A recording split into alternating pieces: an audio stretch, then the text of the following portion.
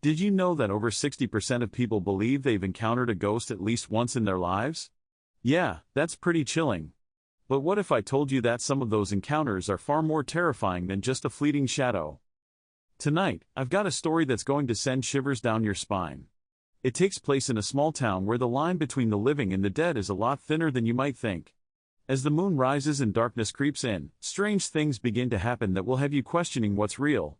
Presentation of problem/challenge. So, let's set the stage. Our story revolves around a young woman named Sarah who moves into an old house that she inherited from her grandmother. The townsfolk warn her that the place is haunted, but Sarah brushes it off as mere superstition. However, it doesn't take long for her to experience bizarre occurrences that she just can't explain.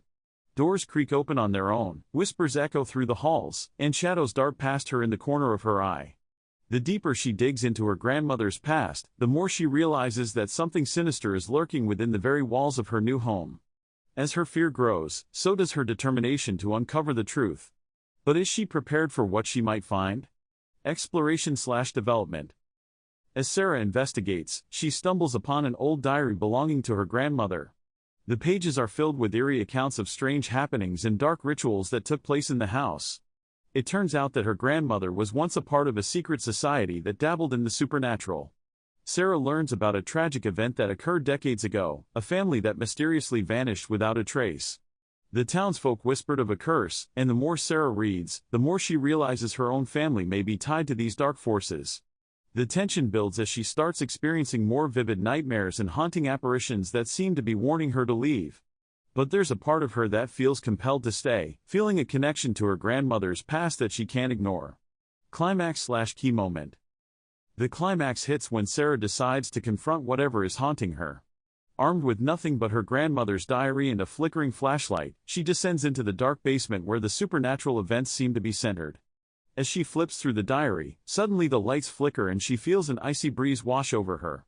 The air becomes thick, and she hears a voice whispering her name. Sarah. It calls. Heart racing, she turns to see a shadowy figure emerging from the darkness. It's a ghostly apparition of her grandmother, eyes filled with sorrow. You must leave this place, she warns, revealing that the spirit of the family that vanished is trapped, seeking vengeance. The room fills with an oppressive energy, and Sarah realizes she's in grave danger. Conclusion/summary. In the end, Sarah barely escapes the house with her life. Shaken to her core, she decides to leave the town behind, but the memories of what she experienced haunt her. The diary remains, an unsettling reminder of the dark history that still lingers in that old house. And while she may have escaped physically, the emotional scars and the unanswered questions about her family's past will forever stay with her. Call to action, CTA. So, what do you think? Would you have stayed in that haunted house, or would you have run for the hills? Let me know your thoughts in the comments below.